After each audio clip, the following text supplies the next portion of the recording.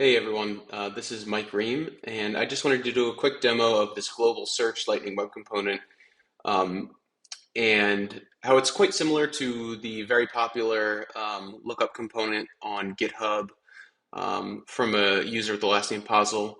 I'll show you that repository soon. That is a very well built and scalable component. I wanted to kind of play on that a little bit and develop my own from scratch. It's a little bit different but sort of accomplishes the same goal. I'll show you how they kind of differ a little bit. So on the top here, you'll see this is the sample lookup component that if we go to lookup component possible. So this SFDC UI lookup LWC is a very popular component. Um, you can see kind of all the activity going on here. It's been contributed by a lot of folks. There's a lot of good documentation on it. It's very well built. The test classes have a lot of asserts in them, and yeah, it's built with best practices in mind. And it is quite modular. You can do a couple things with it. You can configure it in different ways, and it has kind of a base component with a child component that you can kind of expand on top of that template component, if you will. But I wanted to kind of build my own to expand on it a little bit, play on it different ways, and kind of have the UI functionality behave differently. So you can see that this sample lookup component, the one from GitHub, it's quite simple. You kind of need to hard code in the different objects that you're going to look for in this SOSL or a SOSL query. And you can type in something like ream, and it will basically recognize on the up key of your final key press, and it'll go out and search for it, which is quite nice. But you are performing a few SOSL queries here, depending on when your up key is, which it's a little bit of an expensive processing pattern, right? So you can see every time I press a key, it's actually going to go and perform that search. It's going to wait about a second or two, I think. And you can, of course, configure that different ways. You could basically clone this repo and change it. It's open source, so you can change it however you want.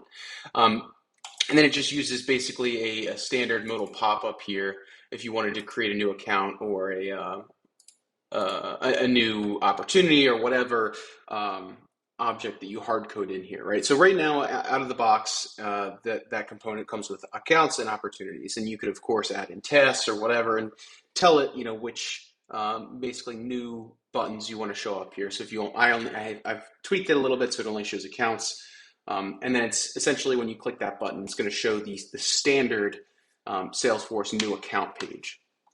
And you can, of course, tweak that however you like. You could override that modal pop-up and basically save the form data.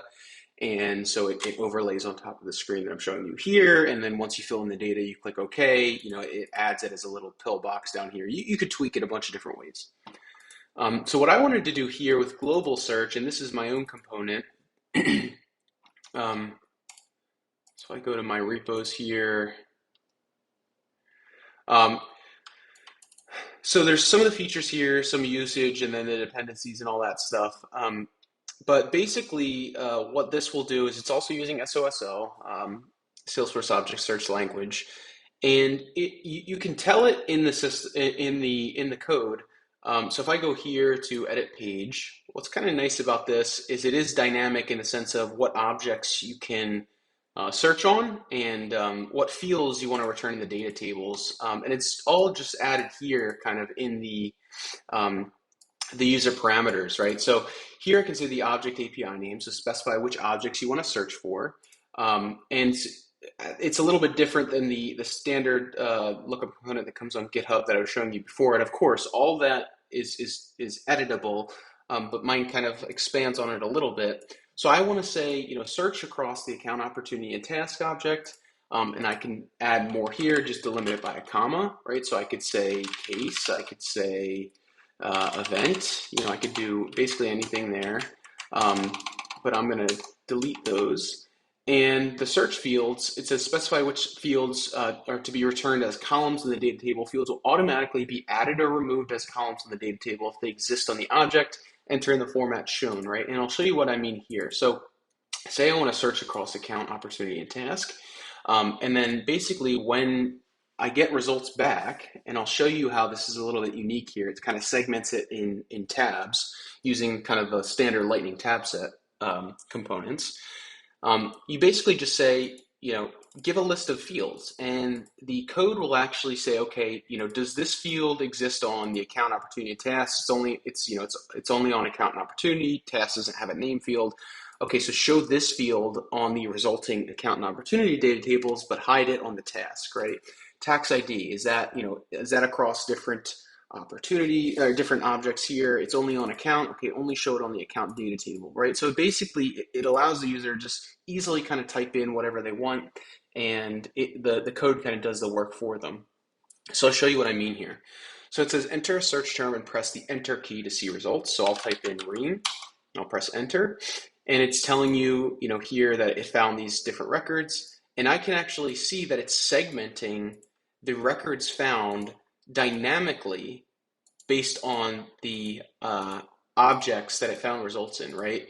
And you can see here that on the account data table, it has account name, tax ID, and website. On the opportunity table, there's no tax ID field, right? So it's only showing name and stage, and then task, it's showing subject and status, right?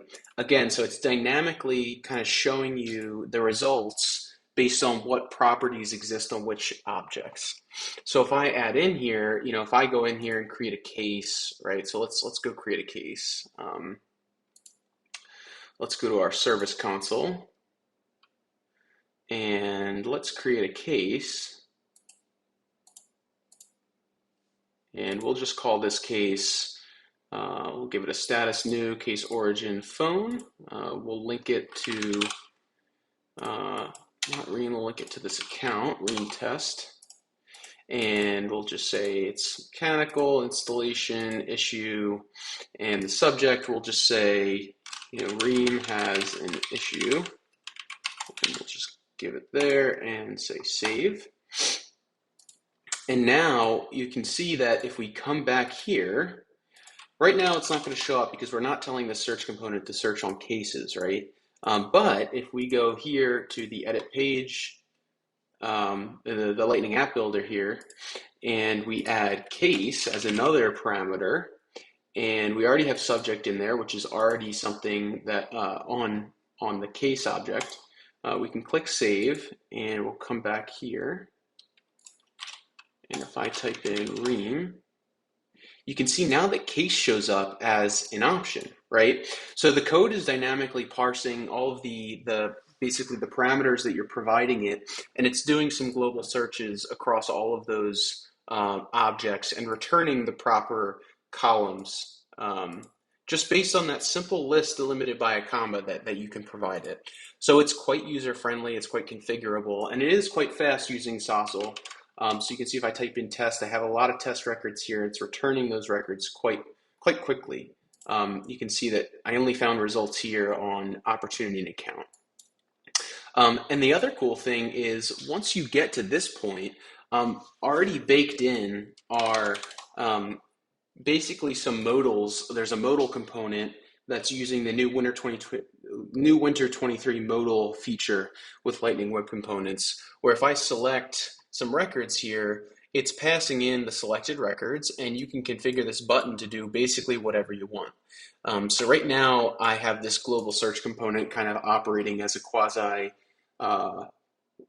record field history component. So you basically search it, you pull up whatever record you want, and you can select one, you can select multiple. If I select one, you click this to show record info, and now it's saying, okay, please select which fields you want to see the history for your selected records, right? So it's saying, okay, I want to see the history for these fields on that record, right? And then once you select anything, you click show record info, and it'll show kind of the field history with these fields selected for the records that you selected, right? And if there's no field history tracking isn't turned on for that object, it'll just say, there's no tracked fields for the records you selected. Um, so I guess the point is you can really configure this kind of how you want using this modal component. So essentially, this is called in the search component here. So if we come down, everything is kind of documented with the different parameters of the functions and all that good stuff. So if we come down here to the show modal, you can see we're passing in the records, which are the selected rows, and then the tracked fields. You could edit this property if you'd like, which instead of tracked fields, maybe you want to use this component to create a new record, right? Or create a child record. So maybe I select an account or I select an opportunity, right? So say I select an account, you could change this button to create new contacts, right? So you could click that, right? And if I select that, you could click it and you could have this modal kind of show the